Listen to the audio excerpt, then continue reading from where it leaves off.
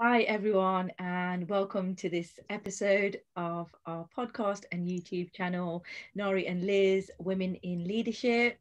Hi, Liz, how are you? Good. How are you doing, Nori? I'm great, thanks. Today's topic is a much sought after subject on confidence. So, this is a huge topic and it's so important. And obviously, it's essentially related to leadership. And we are all about being the leading ladies of our lives, embracing challenges, overcoming obstacles, and developing resiliency. All of these things require confidence. So, if we start with the concept of confidence and what it is, it sounds so simple, doesn't it? Actually, it's so powerful, and there are so many different elements of it, which we're going to discuss today. So, if we look at what is confidence, I think of the ability to speak concisely with clarity. Um, Everyone goes on their own journey of confidence, and we find ourselves in presentations, in meetings, and really question ourselves, like when there's a question asked, do you speak up? Do you ask questions? Do you ask for what you want? Do you set healthy boundaries? All of these things require confidence. But in my experience, what I found is once you overcome the barrier of what will people think, what if I say this or I say that, or how do I look, and we focus on the message itself and we're confident about the message, then our confidence level just raises, and it becomes effortless. So if you're focusing on the content of what you're delivering, i.e., the presentation, and not yourself, then you actually bring out its value and its purpose. So when we think about confidence, it's always a very personal thing. Should I speak up? Is it my turn? Should I put my hand up? Am I confident to say this, or am I important enough? Or when you're in a meeting, say in a boardroom, and essentially it's dominated by men, and confidence is a very much characterized as a male characteristic, but that doesn't mean women aren't confident and they can't be confident, because they absolutely can. So obviously with developing confidence is really important for us to get ahead in life. It gains, I believe it gains trust and credibility of people, and it leads to things like how higher output, and performance. And I absolutely believe that confidence is the foundation of all things leadership. Really helps with decision making and problem solving. So saying that, Liz, if we align it to leadership, what is confidence specifically in leadership, and why is it important? Thanks, Nori. That's a great question. And honestly, um, I believe that it might be the most important component of leadership. And the reason why I say that is because, a number of years ago, I had one of my senior managers say to me, I believe that you don't lead unless you have followers. And I remember thinking, well, how simple is that? It was a very simplistic definition, but he had an important point. And that was that, the reality is if there aren't people to follow, then you're not a leader. And then there's the whole servant leadership component in which we lead from everywhere and we lead through service. So I think that there's those two components, and confidence is critical to both of those. I think that, strong, lasting, productive relationships in every part of our life, much of that comes from being confident in the way that we express ourselves, and also just in general in terms of our self-confidence. Leaders that offer a confident approach to things like inspiring others, to their own competency, they're confident and they're competent. That's a very strong group of contexts in which to really build strong leadership. The other thing is that there's a very strong fine line between self-confidence and arrogance. And we often see in the leadership world in particular, we often see arrogant leaders. And actually, funny story, I was in a classroom working with executives, and this was a young man who had just gotten himself his first actual manager's job. And the first exercise we did of the week was to pick a picture that spoke to us and explain why and use that to introduce ourselves. Well, he picks these pyramids, and they were lovely pyramids out of Greek and Roman times. And he begins his introduction by saying, "You see this pyramid? I'm going to be on the top, and I'm going to be on the top so fast your head will spin. And oh, by the way, all of you, you're all down here at the bottom, and I'm going to be up there. So you better get ready." And my eyes were going like this inside, right? It's like, oh my God. I mean, narcissism, yes, but also a true arrogant approach to really, frankly, probably imposter syndrome underneath, someone who really had no confidence and no self-belief and no self-love. And so this was his way of asserting his dominance. And just to finish that thought, it didn't take much until the next day, one of our group, we had a group of 20 some leaders, and they took him to task very quickly. So, it's interesting, but there's confidence and then there's too much. The other side of confidence is this whole context of humility. And so I really believe it's a balance between humility and arrogance, and real strong confidence finds its way in the middle between those. Nora, you mentioned that it often leads to good decision making, and I think oftentimes when we look at executives and how they make decisions, one camp of executives makes decisions very quickly, moves on, doesn't consult a lot, and then lives with the consequences, almost on the arrogant side of decision making. The other end of the spectrum are individuals who really almost can't make decisions, and they consult and they consult and they consult, and it takes them a very long time. And that's that sort of lack of self-confidence component that leads to this continuum of decision-making in leadership roles. The other thing is that it's really important, as we know, that leaders take action. But in that context, if we have no confidence, then everyone can tell that in the way that we come across. And so that leads often to this decision-making paralysis. Some people call it analysis paralysis, which is, no consultation. And it's strange to me when I look at hundreds and hundreds of executives over the years, they tend to fall in one camp or the other. So that balance is a real challenge. Hence why I say, and I agree with you, Nori, that it's very, very important to have confidence.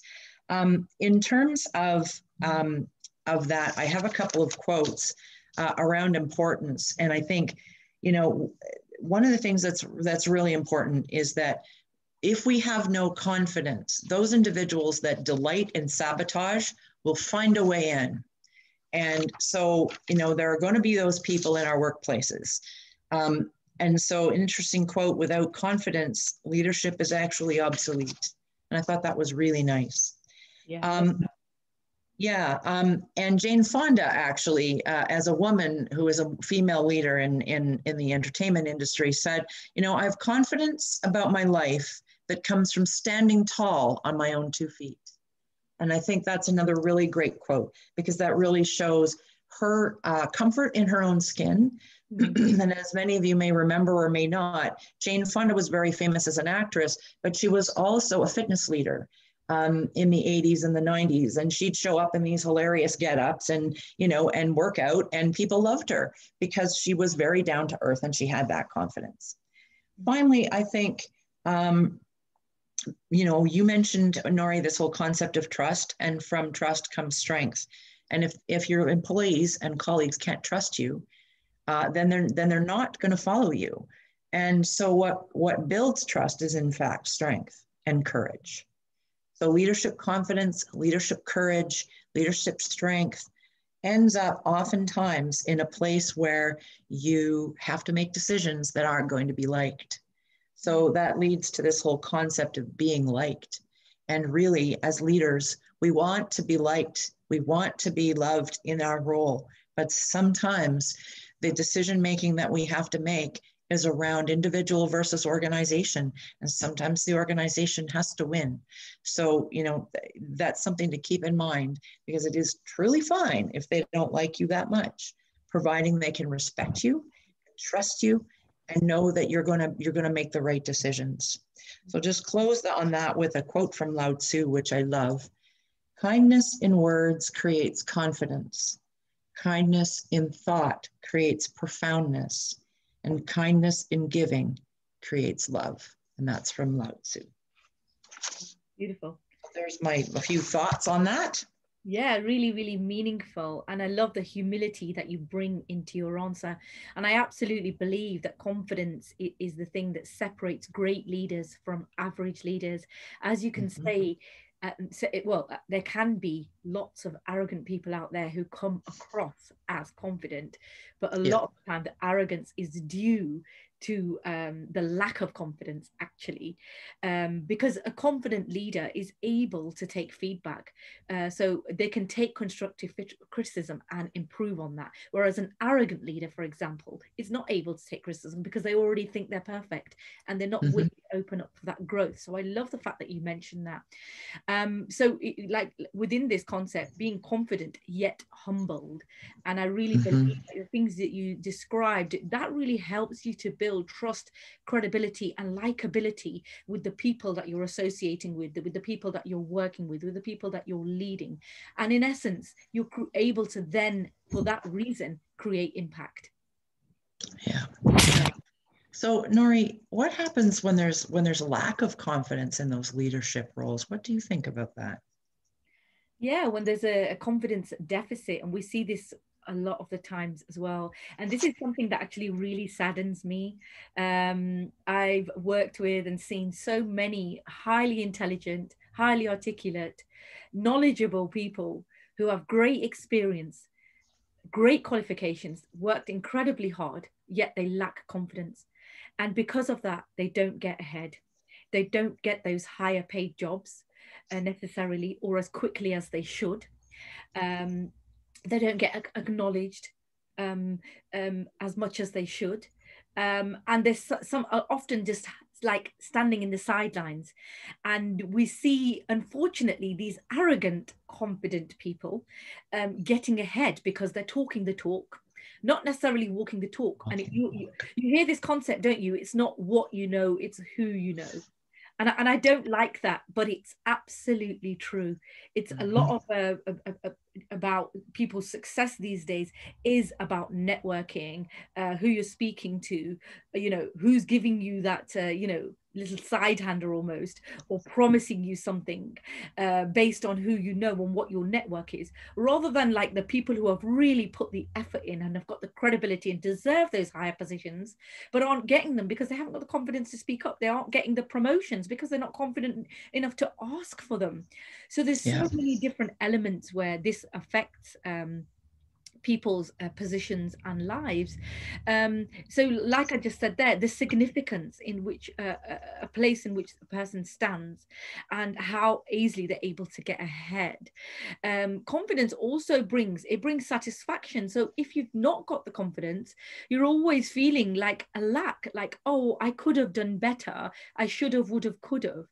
So it really pulls people backwards. It also prevents them from having strong relationships, because when you're confident, this networking thing really helps. You're able to network with the right people and build good relationships, right? Also, confidence, I believe, creates calmness. So if you're not confident, you're going to be irritated. You're going to feel bad about yourself, and then you're almost going to feel guilty. I hear so many people saying, I should have said this and I didn't say, I wasn't confident enough, or this person was more confident than me. I was going to say something, but this person got in there before me. These sorts of things.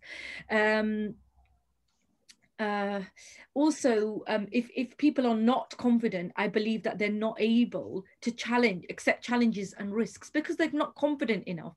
And we all know challenges and taking risks are what helps us to amplify our growth and accelerate that process. We also grow from failure. Even if we take a risk and it doesn't go our way, we grow from that failure. And these people who are not confident, they almost become into a place of accepting that being stagnant. So obviously, if you're accepting yourself in a stagnant place, then you're not going to grow, you're not going to develop, you're not going to elevate, right? And also, it means that people don't change. It means people don't make the right decisions for executing a goal or a plan, and they just hold themselves back. Um, and then this arrogance you talked about, a lot of the times arrogance is a mask to hide a lack of confidence, as we've already said. But then Mm-hmm. there's also these authentic, credible people who are not necessarily hiding behind everything. In fact, they've got the knowledge, they just don't know how to display that knowledge, how to Mm-hmm. communicate that knowledge. So communication skills come in really massively with developing confidence. And also, maybe people who are lacking confidence don't come across as genuine and trustworthy because they're not saying the things that they want to say. So people are always left uncertain and wondering what they think. But what they don't realize, actually, it's not that difficult to just speak up and say something, and you might add value. So without all of these things, you can almost see how much a person is held back, how much a person doesn't achieve or lacks even just because of that confidence deficit. And it's really a sad state of affairs. I love to see people who work hard, who put the effort in, who are credible, align that with confidence, and then elevate in parallel, both with their skills and their knowledge and with the confidence. And like you said, often we see people with the confidence but without the skills, without the knowledge, and without the experience. And unfortunately, those people get ahead. And I've worked in like a number of large corporate organizations, and it's been a common pattern that I've seen. And I really want to, with our movement, to be able to help those people, those ladies who aren't feeling confident, yet they've done all the homework, to show them that there is a process, there is a way to develop that confidence and to get out of their comfort zone and to get ahead and just be as good as anybody else that they see as a role model. Which brings me nicely on to our next question, which is about how do we become more confident? How do we embrace and develop confidence in leadership? So I'll let you go first, Liz. Okay. So when I actually think back to the days of in my career, of moments when I really had to step up, I became known quite early on in my career for that person who will build something new. And that always meant constant movement, constant change, which I adored and I loved and I really fed on. So, in thinking about this question, these thoughts that I'm going to share with you really come from my own reflections on those moments when I had to step up in very difficult situations. And I would say the first way to enhance confidence is around sense of humor. When the going gets tough, the tough laugh. And I remember many times, being in a situation where something dropped and I was like, oh my God. And then I thought, this is really funny. Like, if you actually think about some of these things that occur in your workplace, and you think, how ridiculous is that? Instead of getting frustrated by it, laugh at it. And, it is really very funny when you actually start to think about, watching people, make the same mistakes over and over and some of these things. I had visions of sort of,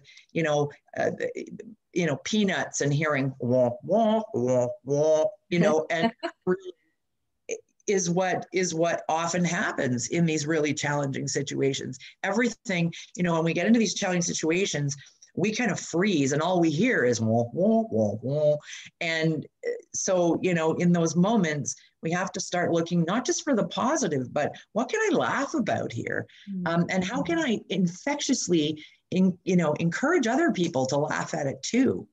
And that is something that I didn't even realize I was doing until a number of years later. And then I realized, that levity has really helped me a lot. Secondly, And this is really important. And we just talked about, a bit about self-awareness recently through emotional intelligence. And self-awareness is critical here. And, back to what we were just talking about the continuum between arrogance and humility. I think we need to know where we are, and we need to know how we show up on that. And we need to always remember that if we're self-aware enough to know where our strengths and weaknesses are, then when we hit our weaknesses, why are we keeping them secret? One example is that for me, I'm not great at detail, small detail. I'm not great at it. And so I often think, well, why wouldn't I say to my employees, for example, I'm really not good at that. And this is why I hired Mary. And Mary is fabulous at this. And aren't we lucky to have her? Because, then that's a way to bring in that new person, make them feel loved and wanted, but also it makes us feel very, very human and very real. Thirdly, it's about observing, and it's about observing everything around you and by asking questions, as opposed to weighing in and looking almost arrogant, by watching what's going on around us and connecting to our gut feelings sometimes. And actually, Jack Welch is someone who's been a CEO for many years in the United States, and he often talks about this gut brain. And I think that's really important in observation. We also need to be calm in those times of challenge, really calm. I remember being the only person from my organization sitting at a table full of assistant deputy ministers, and my assistant deputy didn't come. So I was the most junior person in the room, and in public sector, that means something. And I was also the youngest person in the room, and I was the one chairing. And I remember kind of, and the butterflies and those horrible feelings. But the reality is I had to take a risk. I had to be calm, and I had to observe. Those were really important for that meeting to have gone as well as it did. Finally, I would say, and this is a Jack Welch concept, which is when you're taking risks and trying new things, don't forget that power can corrupt, and it can corrupt not just other people, but us too. And we get very almost complacent in how much we love, having that EA meeting us at the door, buying us a coffee, having the staff there ready to do the work. Some of those things can really get in the way of good decision making and confident relationship building.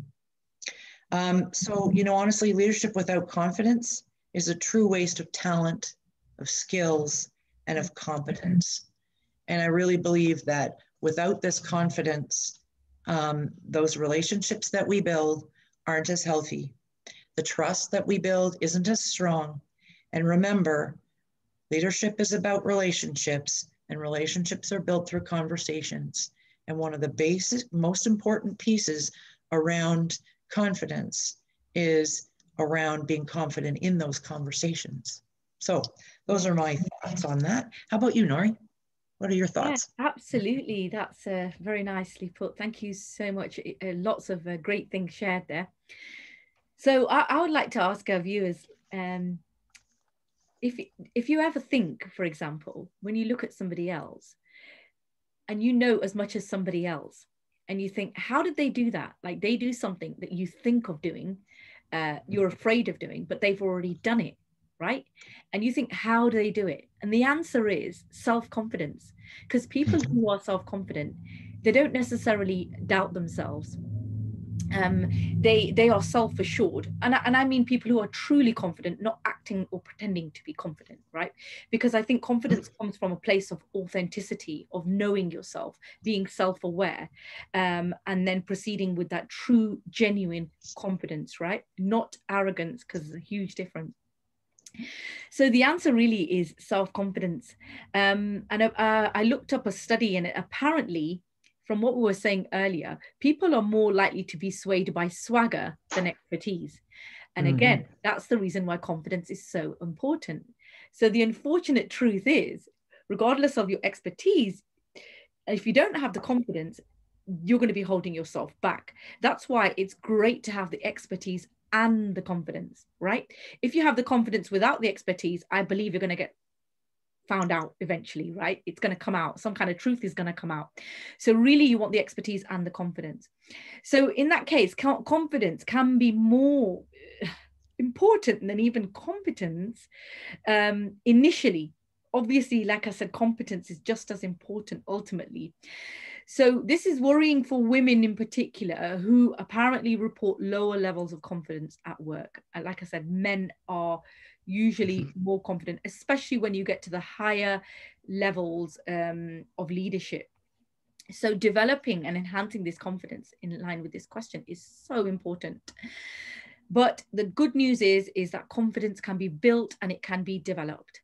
And some of a few tips that I'm going to offer are, first of all, keep a list of your achievements. Having an accomplishment list is so important, because when you do feel confidence lacking, or you are self-doubting, which is completely natural thing to do, just take a rain check of that accomplishment list and remember, use it as a way to remind you that I must be confident because look at all of these things that I've done, right? They required effort. So be confident about yourself and embrace those accomplishments with confidence. And women generally do better when they know they have performed well in the past. That's why I bring up this. Secondly, adopt a growth mindset. So believing that skills can be developed. So if you've got a growth mindset, you're not fixated in the way that you think. You're not just thinking, oh, it is the way that it is, or it is the way it's always been. You're thinking, you're developing a mindset where you're thinking, I can change this. If there's something that I don't like, then something can be changed in the way that I think. This is a key element of confidence, having that growth mindset philosophy. Next is taking small steps. So don't be hard on yourself. Let it be gradual, let it be natural, and take it in your stride. You don't have to rush and think, oh, I need to be confident tomorrow, so I have to do all of these things, because that really is faking it till you make it. And I don't believe that's true confidence. I don't believe that's sustainable confidence. True confidence comes while you're growing confidence. It comes from small, incremental, small, natural changes with authenticity. Steady progress allows confidence to grow naturally. And I think that's where you'll get it, where it will stick and stay. Okay. And lastly, I would say have a mission or a goal. So, think about some things that you're going to do outside your comfort zone in the next 6 months, for example, or the next year, and really put effort into doing those things when you know that they're going to help you to develop your confidence and grow. Right. So be flexible in the way that you think. Be versatile with your communication. Use different communication styles. Look at the way that you talk. How much, use your own examples of showing up. Do it proactively. So if previously you would have held back and let other people take the front stage, deliberately make yourself do it. Make yourself ask the question. Make yourself go to the front, right? For example, a little example, if you're in a class at the gym, if you're a person that normally stands at the back because you're embarrassed or you're not confident or you think people are better than you, deliberately go and stand in the front. And afterwards, once you've conquered that, you won't go backwards, you'll only go forwards. So like they say, a stretched mind never goes back to its old way of thinking. And that's what this is all about. So embrace different types of communication, whether that be body language, like I said, the way that you speak, filler words, give yourself feedback and then try to change the things about yourself that you don't like or you think that can be improved. But don't be fixed on the fact that I can't change, I can't improve, or it's always going to be like this. Have that growth mindset and then really make some small, real steps to grow in confidence. And you'll see that once you start, it will just come to you and it will stay with you.